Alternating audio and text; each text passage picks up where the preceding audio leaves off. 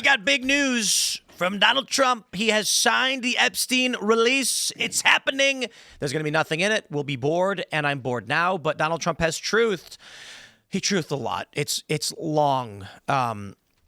Jeffrey Epstein, who was charged by the Trump Justice Department in 2019, not the Democrats, was a lifelong Democrat, donated thousands of dollars to Democrat politicians, and was deeply associated with many well-known Democrat figures, such as Bill Clinton, who traveled on his plane 26 times, Larry Summers, who just resigned from many boards, including Harvard, sleazebag political activist Reid Hoffman, Minority Leader Hakeem Jeffries, who asked Epstein to donate to his campaign after Epstein was charged, Democrat Congresswoman Stacey Plaskett, and many more. Perhaps the truth about these Democrats and their associates with Jeffrey Epstein will soon be revealed, because I have just signed the bill to release the Epstein files. As everyone knows, I asked Speaker of the House Mike Johnson and Senate Majority Leader John Thune to pass the bill in the House and the Senate, respectively. Because of this request, the votes were almost unanimous in favor of the passage. At my direction, the Department of Justice has already turned over close to 50,000 pages of documents to Congress. Do not forget, the Biden administration did not turn over a single file or page related to Democrat Epstein, nor did they ever speak about him. Democrats have used the Epstein issue, which affects them far more than the Republican Party, in order to try and distract from our amazing victories, including the great big beautiful tax cut bill, strong borders, no men in women's sports or transgender for everyone, ending DEI, stopping Biden's record-setting inflation, lowering prices, biggest tax and regulation cuts in history, ending 8 wars, rebuilding our military, knocking out Iran's nuclear capability, getting trillions of dollars invested in the USA, creating the hottest country anywhere in the world, and even delivering a huge defeat to the Democrats on the recent shutdown disaster. For years, our great nation has had to endure Russia, Russia, Russia, Ukraine, Ukraine, Ukraine, impeachment hoax number 1, impeachment hoax number 2, and many other Democrat-created witch hunts and scams, all of which have been so terrible and divisive for our country, have been done to confuse, deflect, and distract from the great job that Republicans and the Trump administration are doing. This latest hoax will backfire on the Democrats, just as all of the rest have. Thank you again for your attention to this matter. Make America great again. Nobody can glaze Donald Trump like Donald Trump can glaze Donald Trump. They're like nobody. Like, he can go ahead and glaze other people, and he's great at it. Like, when someone's nice to him, he'll glaze you. But, like, man, when he's talking about himself, look out. He is unstoppable. Look at how great I am. In my mind, he does that with voice to text. He's so old. Well, he does it with voice to actual person typing. He tells someone that he doesn't type. Donald Trump is a hunt and pecker. Yeah. I can't imagine. He's not using his. He's doing this. That's why I wouldn't be surprised if he's never had his fingers on a keyboard in his life. Always has a secretary assistant around. I do think that he does a little bit of this. Like Koveffi was this. Yeah. The thumbs. But otherwise, he's a hunt and pecker, and he's telling someone else what to tweet. So I think Got a great sponsor. It is Beam Dream. Head over to shopbeam.com, my friends, /Tim Pool, and pick up your Beam Dream, your nighttime sleep blend. Helps you sleep better. I drink this stuff every night. I swear by it. It is delicious. It's got melatonin, magnesium, L-theanine. It is fantastic. And right now, you will get their early Black Friday sale, 50% off. I really do think it's fantastic. And this is legit. I do drink it every single night. My sleep improved. I didn't even know it could improve. And now for the past several months, I've been having consistently good sleep. And you guys know that I recently had a baby. So that's pretty impressive. Good stuff, Beam Dream. It really surprised me a couple months ago when Trump came out hard trying to protect the Epstein files. I mean, he got really vicious, really attacking his followers as well. I'm surprised and pleasantly surprised that he's flipped in supporting this. I don't think it's a good look that he flipped. I think it's a much better look than if he kept his heels dug into hey, there's nothing to see with Epstein. But to his credit, he flipped when he should have. I don't think he ever should have had his heels dug in. But I am surprised by all this. Well, it could have been 4D chess. So the first thing you could do, Trump can say anything on earth. He could say, it's really good for you to jump off a cliff, and these crazy activists are going to go immediately jump off a cliff face first to prove, everybody was taking, the Tylenol or whatever, down to a whole bottle. It's going to be great. And I'm like, oh, why did you die? Well, that's why. Because they were like, I was trying. Why did you die? You died to own the chuds. You mean the other way? You mean if Trump came out and said, don't jump off a cliff, Yes. they'd be like, oh, yeah? Yeah, they'd be like, watch. You know what I'm saying? Like Yeah. they'd be all over it. And that's what I'm saying is maybe when this started rolling, he's like, actually, who cares about the Epstein files? And then all the Dems immediately were like, Wait. release them. You're saying he pulled the classic Babylon Bee. Ingenious move. Trump comes out in support of impeachment, forcing Democrats to oppose. Yeah. He's basically like, he wants the Epstein files released because it'll make Democrats look bad. So he goes, no, wait, don't. And they're like, oh, now we're going to do it. And then he's like, okay. He should just say he hates himself on radio. Yeah. Everybody will be like, I love him. Yeah.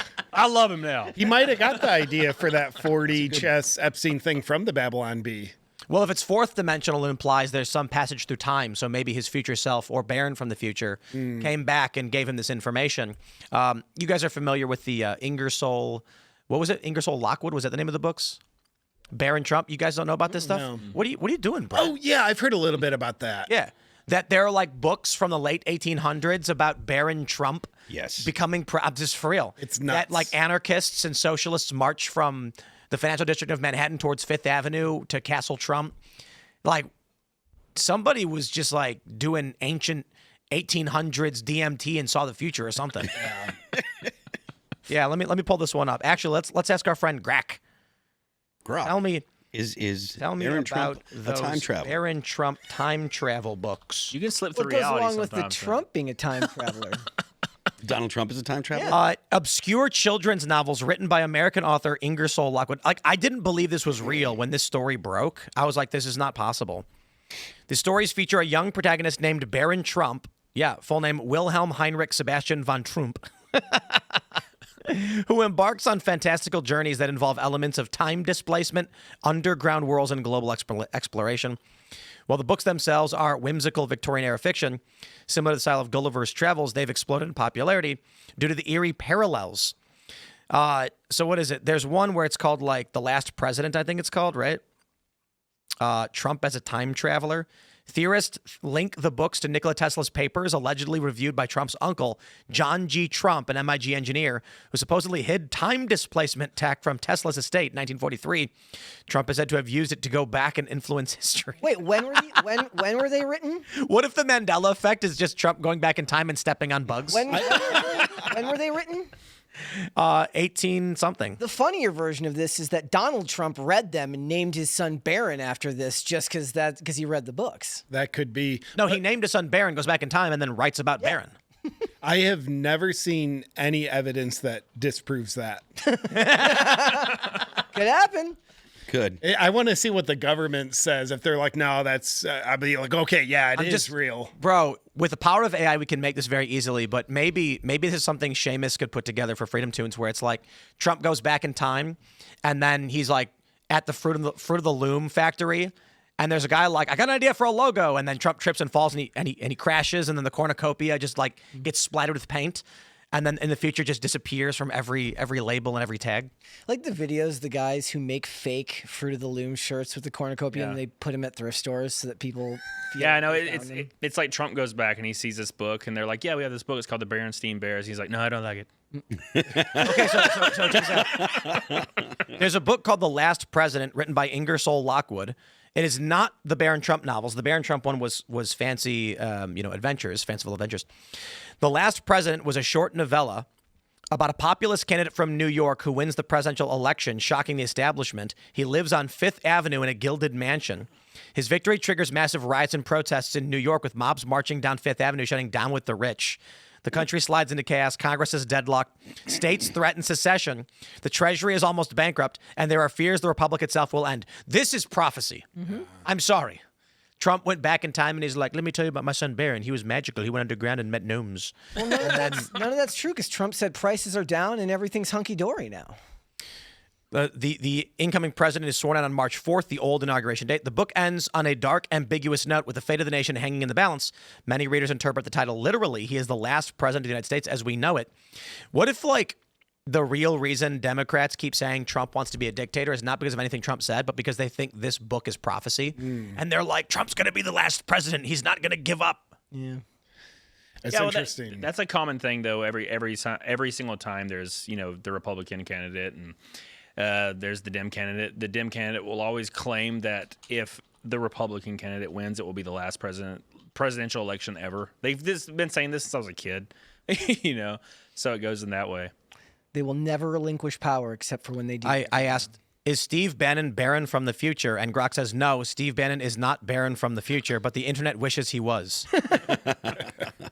There's like a meme where people are saying that like the Trumps have time travel technology and then Barron comes back. I guess it only made sense. The meme made sense before Barron was 8 feet tall. Yeah. I'm on board with the whole thing. I love this. This explains reality so well. I like the idea that the Mandela effect is just Donald Trump going back in time and stepping on bugs. Just accidentally. Yeah. It's like butterfly effect. Yeah. He swats a fly and this changes the course. Like Nelson Mandela survives. It's a good meme. Well, it's a Simpsons episode, so as most jokes are at this point, there's nothing we can do about it. They've written everything. They've been on for so long, you know. You know what'd be funny? It's like Nostradamus was really dumb, but people think he's prophetic. And no matter what he wrote, people always find a reason why it applies to now and not then. It would be funny if, in like 100 years, people think The Simpsons is prophecy because how much it got right. And they just like scrub through episodes looking for hidden messages of the future. I mean, and with The Simpsons, there's also odds, even if it's not prophetic in some mystical way, it's got to be over 1,000 episodes at this point. The show's been on for well over 30 years. It's way more than that. Way more. Yeah, I think it's like 2,000 or 3,000. So It's a lot. a couple thousand episodes.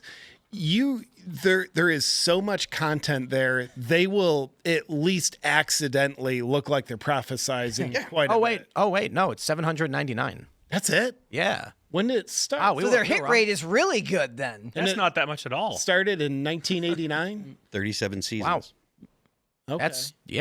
That's a lot less than I thought. I thought it was a couple thousand already. I thought they had like If it was going to be anything, it would be soap operas that would be hitting it out of the park because there's been like 10,000 of every one of those episodes. Yeah.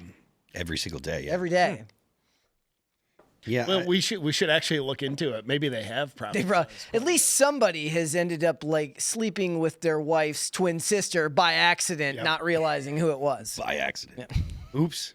So what do you think? Why do you think it is that he spent so much time denying this? He's talking about all of the wins they've had. He's talking about the damage that all of this conversation has made. Because he has time travel technology, he knows what to say to influence future events. Yep. Well, he comes from a future where he denied it the whole time, but it didn't work. So he came back and said, I accept this. This is the sci-fi that hurts my brain. I don't like this type of sci-fi. So All time travel sci-fi can end up hurting your brain. when Epstein went to prison, I guess for the second and final time, Trump was in office then. Is that correct? It would have been 2019? The end of 2019? So Trump was in office. Something I was thinking about earlier today, like his FBI, his DOJ, and granted they were kind of like enemies of him, but it was still under the Trump administration. If they were doing some cover-ups, maybe Epstein was an informant for the CIA, working for them, Mossad, whatever it is, that's a really bad look. And if that happened under Trump's administration, in his first term, that could be a reason why he was wanting to cover up the Epstein files. Because he was like an informant for the CIA? Yeah, and even if it's not under Trump's direction, it's like, well, the CIA is under your administration. You tell that to the government, we're like, bro, we hired Nazi scientists. Are you kidding me? Like, Expiration we'll work with paperclip. anybody here. Like, if it means we can win, we'll work with the worst of the worst. Yeah, I mean, that's kind of the realpolitik, right? Like if it gives you an advantage, it doesn't matter what they do. And that is standard operating procedure for the United States. We've, funded some of the worst terrorists in modern history and worked with some of the most, terrible people. Like the president of Syria was just in the White House, and there are pictures of him holding people's heads up from when he was a freedom fighter, actually a member of Al-Qaeda. So there's no question that the way it works is you do some shady stuff, but they also like to conceal that. They don't like that publicized. There's the meme that's like, isn't it funny how every 20 years something horrible comes out about the CIA and they say, lol, we did that. Never mind. And then people just forget and go back to pretending like stuff like that never happened. Yeah, I live in Huntsville, Alabama, and you can just drive down, and every building has a name on it, and it's just a Nazi, Just a what? like an old Nazi scientist. Oh, wow. Jesus. You know what I'm Well, saying? that's right, because Huntsville has quite the NASA Yeah, presence.